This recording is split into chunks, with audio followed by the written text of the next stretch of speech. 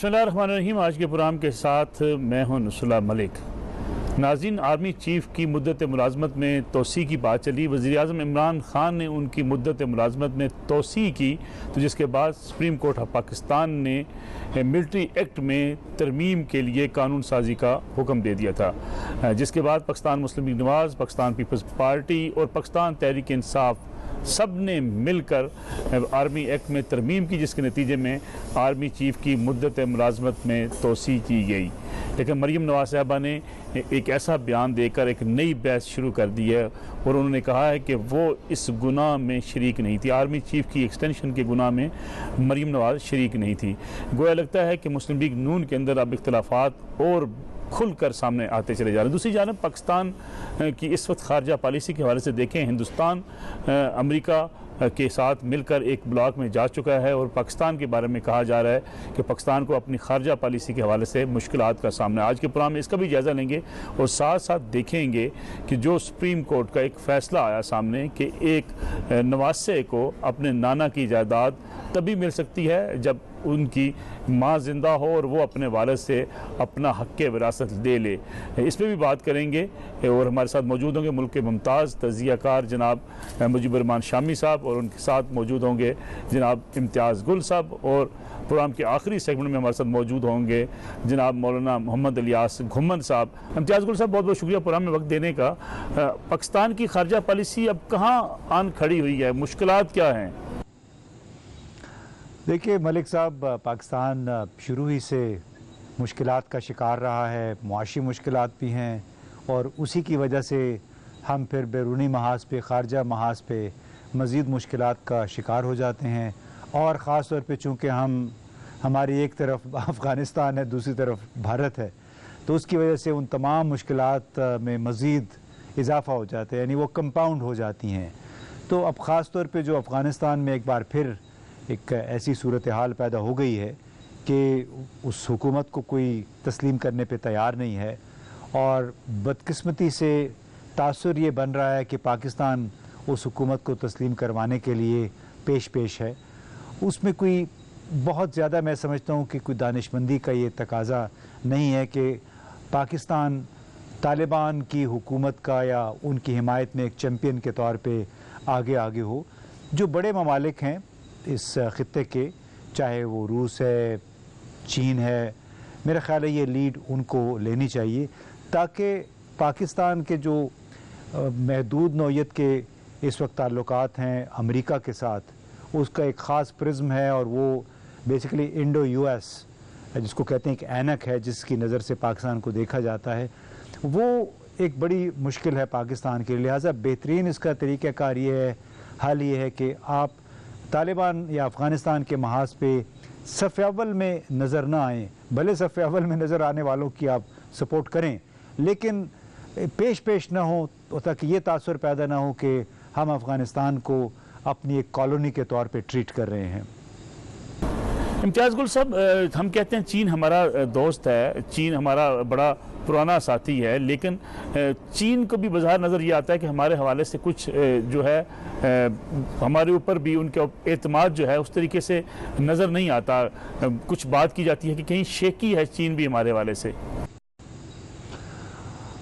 देखिए, उसका बज़ाहिर बराह रास्त जो ताल्लुक़ बन रहा है वो मंसूबे हैं तवानाई के, जो तकरीबन 30 अरब डॉलर जिसमें इन्वेस्ट हो चुका है, जो गुज़िश्ता दौरे हुकूमत में कमीशन किए गए थे, और ये वो तवानाई है जो पाकिस्तान में अभी इस्तेमाल ही नहीं हो रही और उसकी वजह से हमारे कैपेसिटी चार्जेस में बताया गया कोई 1 अरब डॉलर से भी ज़्यादा कोई सिर्फ हमने चीनी कंपनियों को देना 1.2-3 अरब डॉलर हैं। और जाहिर है वो एक लिहाज से इन्वेस्टमेंट है, चीनी बैंक उसमें बराह रास्त इन्वॉल्व हैं और उनको अगर अपना पैसा वापस नहीं मिलेगा तो उनकी शिकायत वो किससे शिकायत करेंगे? वो जाएंगे वापस अपनी हुकूमत के पास और हुकूमत आएगी पाकिस्तान की हुकूमत के पास। अब उसमें मसला ये है कि let's me put it this way कि ये अब 2 इश्यूज़ हैं। एक है कि तवानाई के मंसूबों की वजह से वो पेमेंट्स जो कि पाकिस्तान नहीं कर पा रहा है चीनी हुकूमत, वो उससे थोड़ा सा रखना आया है, लेकिन جو لوگ صرف اس کو بنیاد بنا کے یہ کہہ رہے ہیں کہ چین کے ساتھ ہمارے تعلقات میں کافی بگاڑ آ گیا ہے، وہ میں سمجھتا ہوں بڑے معصوم ہیں۔ انہیں اندازہ نہیں ہے کہ اس خطے کی سیاست میں اس وقت چین کتنا اندر آ چکا ہے، کس حد تک اس کی دلچسپی ہے، اس کی اپنی کتنی سٹیکس ہیں اس تمام نظام کے اندر، اور اسی کی وجہ سے میں سمجھتا ہوں کہ چین بظاہر جو نظر آ رہا ہے، ٹھیک ہے وہ اپنی شرائط منوائیں گے تو صحیح، جو بھی پیسہ لگاتا ہے وہ اپنی شرائط منواتا ہے، لیکن چین وہ کام نہیں کرے گا جو امریکہ نے گزشتہ 20-25 برسوں کے دوران کیا ہے۔ تو لہٰذا یہ تاثر کہ بہت زیادہ کوئی بگاڑ آ گیا ہمارا چین کے ساتھ تعلقات میں، وہ نہیں آیا۔ البتہ اگر ہمارے سیاسی رہنما وہی کام کرتے رہیں گے جو گزشتہ 8-9 برسوں سے ہو رہا ہے، اگر یہاں سے اخلاص کا مظاہرہ نہ ہوا، یہاں سے گڈ گورننس کے حوالے سے کوئی اشاریے نہ ملے چینی حکومت کو، تو ظاہر ہے وہ پریشان ہوں گے۔ سیکیورٹی کے معاملے میں جو لوگ کہتے ہیں کہ چین پریشان ہے، وہ بڑی بچگانہ سی بات ہے۔ چینی اتنے بچے نہیں ہیں، بھولے نہیں ہیں، انہیں معلوم ہے کہ چونکہ چین پاکستان اب اکٹھے ہیں اور چین پاکستان کا اکٹھ بھارت کو پسند نہیں ہے، امریکہ کو پسند نہیں ہے، اس وجہ سے وہ ہمیشہ شاکی رہیں گے اور شاید اس نوعیت کے کام ہوتے رہیں گے۔ سیکیورٹی کے معاملے پہ جتنا پاکستان کو اس وقت کچوکے لگ رہے ہیں، یعنی ہمارے نوجوان سیکیورٹی فورسز کے شہید ہوتے ہیں، چینیوں پہ بھی حملہ ہو گیا، 8-9 وہ لوگ مارے گئے داسو میں، تو یہ تمام معاملات میرا خیال ہے ساتھ ساتھ چلتے رہیں گے۔ اسٹریٹجک بریک ان تعلقات میں نہیں آئے گی۔ دیکھیے، جس ملک کو جو سوٹ کرتا ہے وہ کام کرتا ہے۔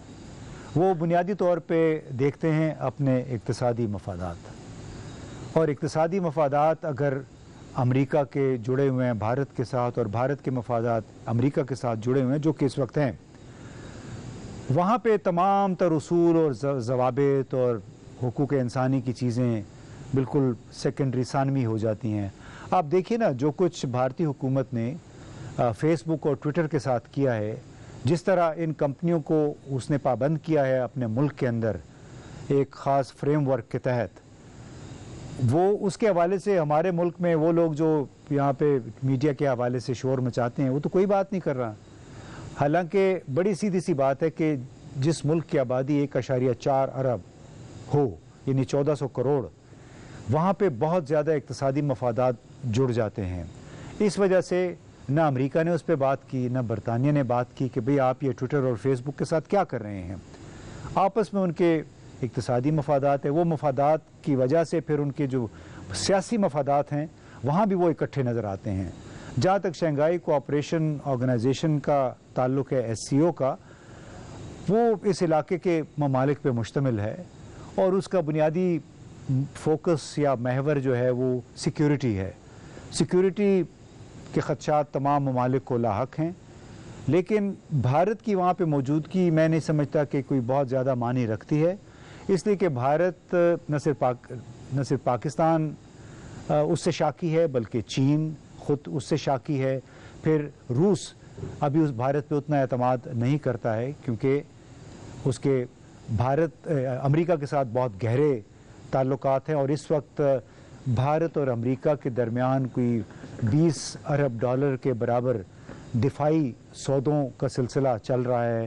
بہت سارا اسلحہ بھارت خرید رہا ہے امریکہ سے، بھارت بڑے دفاعی نظام سافٹ ویئرز اسرائیل سے بھی خرید رہا ہے، تو جو وہ بالکل ایک اسٹریٹجک پارٹنرشپ، یہ فلرٹ نہیں ہے، یہ اب انڈو US اسٹریٹجک پارٹنرشپ ہو گئی ہے، اور اس کے مقابلے میں یہاں پاکستان کو، چین کو دیکھنا ہوگا کہ وہ اپنے ان تعلقات کو کس طرح ایک اسٹریٹجک پارٹنرشپ میں تبدیل کرتے ہیں۔ دیکھیے، پاکستان بھی مختلف کنونشنز کا حصہ ہے، مختلف ایگریمنٹس کا حصہ ہے، جیسے ابھی ہم SCO کی بات کر رہے تھے، پاکستان اس کا حصہ ہے۔ البتہ اب چین کی کوشش ہوگی کہ زیادہ سے زیادہ اس قسم کے جو بین الاقوامی معاہدات ہیں اس میں پاکستان کو بھی شامل کرے۔ آپ کا اشارہ شاید کوارڈ کی طرف ہوگا۔ کوارڈ آپ کو معلوم ہے کہ آسٹریلیا، امریکہ، بھارت اور جاپان پہ مشتمل ہے۔ ہو سکتا ہے آپ کا اشارہ برکس کی طرف ہو، اس میں برازیل ہے، ساؤتھ افریقہ ہے، رشیا ہے، انڈیا ہے۔ اب یہ تمام تر صرف بھارت کے بڑے سائز کی وجہ سے ہے، یعنی 1.4 ارب نفوس پہ مشتمل ملک ہے، اور وہ ایک مقناطیس کا کام کرتا ہے باقی ممالک کے لیے، انڈسٹری کے لیے، کارپوریٹ سیکٹر کے لیے. تو اس پہ کوئی پریشانی کی ضرورت نہیں ہے. پریشانی ہمیں اس امر پہ ہونی چاہیے کہ پاکستان کے اندر پاکستان کا تاجر حلقہ جو ہے، انڈسٹریلسٹ جو ہیں، پاکستان کا بیوروکریٹ اور سیاستدان کس حد تک پاکستان کو ان خطوط پہ استوار کرنا چاہتا ہے جن خطوط پہ مثال کے طور پہ بی جے پی حکومت نے انڈیا کو استوار کیا ہے، جن خطوط پہ ترکی کے رہنما رجب طیب ایردوغان نے اپنے ملک کو گزشتہ 19-20 برسوں کے دوران استوار کیا ہے. انہوں نے بالکل ایک نئی نہج پہ ڈالا ہے. ترکی خاص طور پہ انہوں نے ملک کو تقریباً ہر معاملے میں خود کفیل بنا دیا ہے. اب پاکستان ظاہر ہے ہر معاملے میں خود کفیل نہیں ہو سکتا، لیکن اس کے لیے یہاں پہ ہمیں کچھ سیاسی استحکام چاہیے اور مستقل مزاجی چاہیے.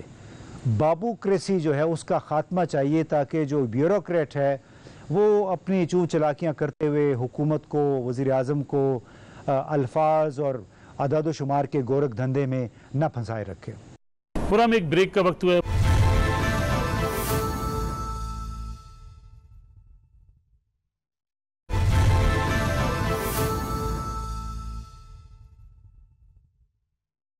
بہت بہت شکریہ جناب مجیب الرحمان شامی صاحب پروگرام میں وقت دینے کا. مسلم لیگ نواز میں ہو کیا رہا ہے؟ آخر مریم نواز صاحبہ کو ضرورت کیوں پیش آئی کہ انہوں نے یہ بیان داغ دیا کہ آرمی چیف کی مدت ملازمت میں توسیع کے گناہ میں وہ شریک نہیں تھی؟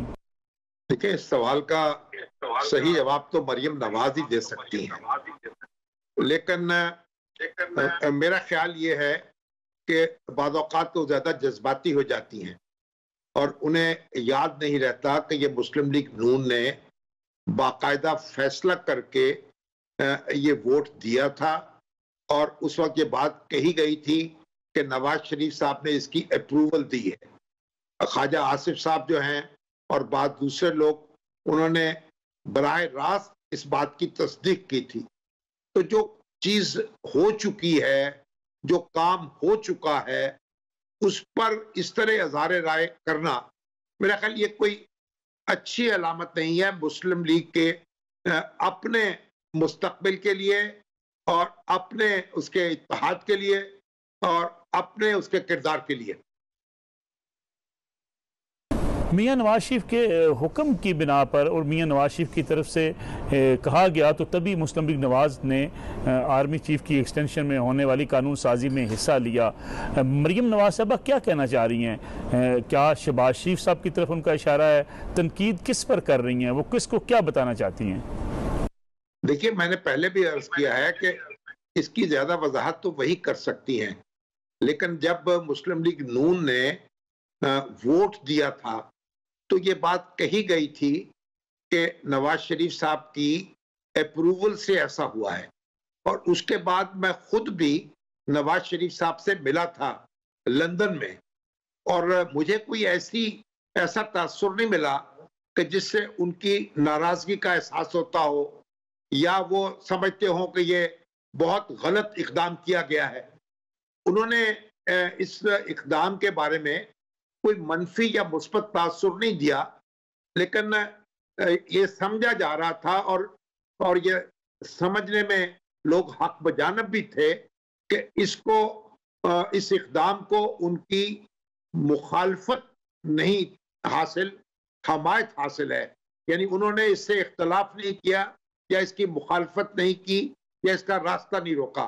تو انہوں نے، اگر ان کی جماعت کے دوسرے لوگوں کی یہ رائے تھی تو انہوں نے اسے ہو جانے دیا، رکاوٹ نہیں بنے.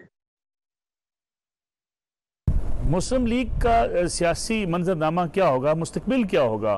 دو دھڑوں میں مسلم لیگ نواز اگر تقسیم ہو جاتی ہے، مریم نواز صاحبہ کے بیانات کچھ عرصے بعد جب آتے ہیں تو ایک نیا پنڈورا باکس کھول جاتے ہیں. کیا ہوگا؟ کیا نہیں، میرا نہیں خیال کہ مسلم لیگ نون کوئی تقسیم ہوگی. دیکھیں، اختلاف رائے تو ہوتا ہے جماعتوں کے درمیان، اور یہاں بھی کئی ایشوز کے اوپر اختلاف ہے، اور جب مشکل ہوتی ہے، جب ابتلا پڑتی ہے، اور جب ہر طرف سے آپ پر یلغار ہو رہی ہو اور ادارے آپ پر جھپٹ رہے ہوں تو پھر اس طرح کا رد عمل جو ہے وہ غیر فطری نہیں ہوتا. لیکن جو بات مریم نواز کو بھی سمجھنی چاہیے اور دوسرے جو مسلم لیگ نون کے عناصر ہیں ان کو بھی سمجھنی چاہیے کہ اتفاق میں اور اتحاد ہی میں برکت ہے. اگر وہ ایک خاص حد سے آگے بڑھ کر اپنے اختلاف میں ڈوبیں گے یا اس میں الجھیں گے تو پھر ان کی جماعت جو ہے اس کو نقصان پہنچے گا. اور میں خیال جماعت کو نقصان کوئی بھی پہنچانا نہیں چاہتا. جو باتیں ماضی میں ہو چکی ہیں اب ان کو دہرانے سے یا ان میں الجھنے سے کوئی فائدہ نہیں ہوگا. جو ادارے ہیں، فوج کا ادارہ ہے، اس کا میں بڑا احترام ہے اور اس کے حوالے سے بھی اور آرمی چیف کی ایکسٹینشن کے حوالے سے بھی جو کچھ ہو چکا ہے اسے موضوع بحث نہیں بننا چاہیے اور نہ بنانا چاہیے.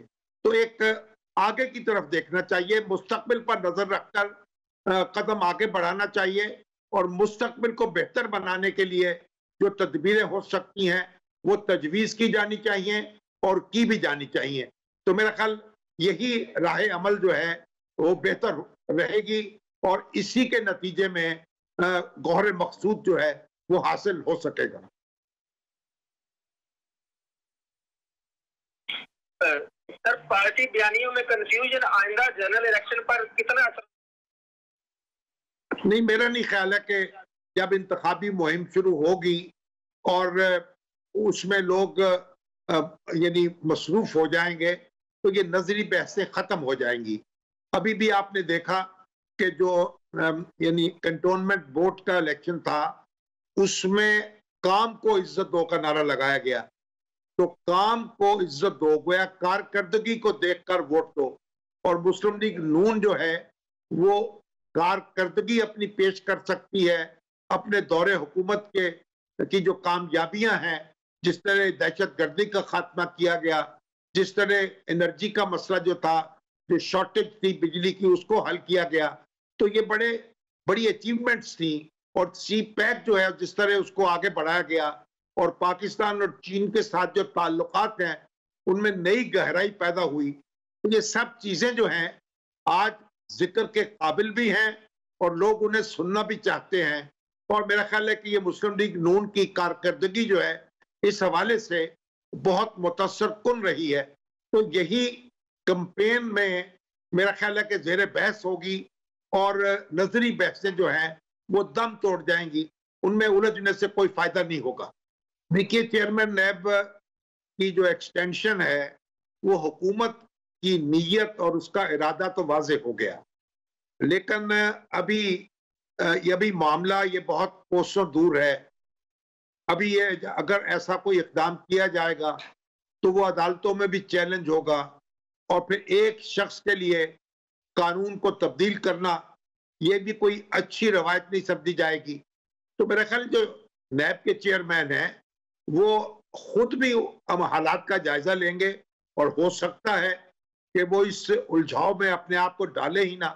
تو ہمیں دیکھنا چاہیے کہ کیا حالات کس طرح آگے بڑھیں گے اور کس رخ پر بڑھیں گے. تو میرا خیال ہے کہ ابھی اس معاملے میں مریم نواز نے بھی کچھ کہنے سے گریز کیا ہے اور ہمیں بھی گریز کرنا چاہیے.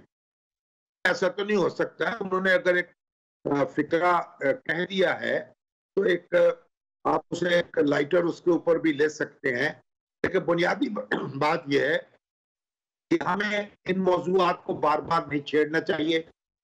آرمی چیف جو ہیں ان کا جو منصب ہے وہ بڑے ذمہ داری کا منصب ہے اور آرمی جو ہے ایک ہمارا بڑا باوقار ادارہ ہے. تو ہمیں ان موضوعات کو چھیڑنے کی ضرورت کیا ہے؟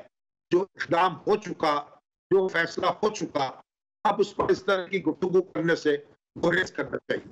پورا میں ایک بریک کا وقت ہوا ہے.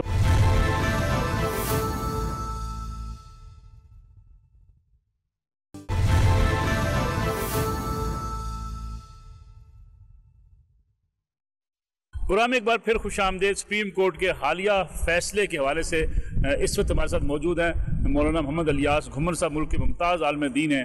ان سے جاننے کی کوشش کرتے ہیں کہ اس فیصلے کے کیا اثرات ہو سکتے ہیں. دیکھیں، مختصر یہ ہے اگر نانا فوت ہوا اور اس نے اپنی زندگی میں اپنی بیٹی کو جائیداد نہیں دی اور دوسرے بیٹوں کو یا بیٹوں کو دے کر چلا گیا ہے تو اس نے زیادتی کی ہے، غلط کیا ہے، گناہ کیا ہے، اب اس کے بعد اگر اس کی بیٹی فوت ہوتی ہے تو اس میں نواسوں کا حق نہیں ہے۔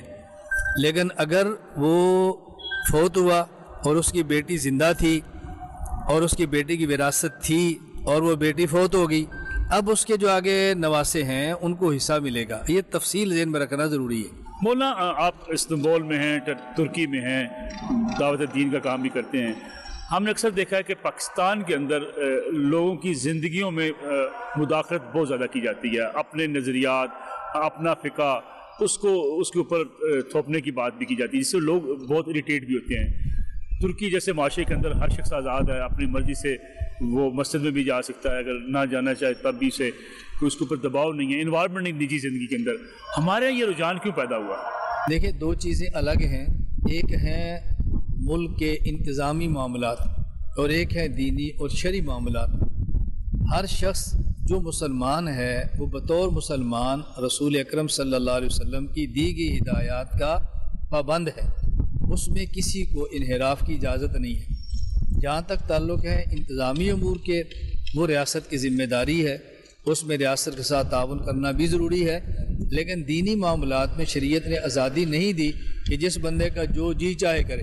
ہاں، جب تک وہ شخص کلمہ پڑھ کے مسلمان نہیں ہوتا اس کو احکام شریعت کی پابندی نہیں ہے، لیکن جب کلمہ پڑھ کے مسلمان ہو گیا ہے اب وہ شریعت کے احکام پر عمل کرنے کا پابند ہے۔ مولانا یہ بتائیے گا کہ ہمارے ہاں خاص طور پہ بچیوں کو جائیداد میں حصہ دیا نہیں جاتا اور لوگ ایک تعویل لیتے ہیں کہ ہم نے جہیز دے دیا، ہم نے ان کی شادی پہ اتنے اخراجات کر دیے۔ کیا وہ متبادل ہو سکتا ہے وراثت کا؟ اگر بیٹی کو شادی کے موقع پہ اگر کچھ نقدی دے دی جائے، سونا دے دیا جائے، لیکن اس کی جو زمین ہے، جائیداد ہے، اس میں سے حصہ نہ دیا جائے؟ والدین نے جو اپنی بیٹی کو جہیز دیا ہے یہ ان کی ثوابدید ہے۔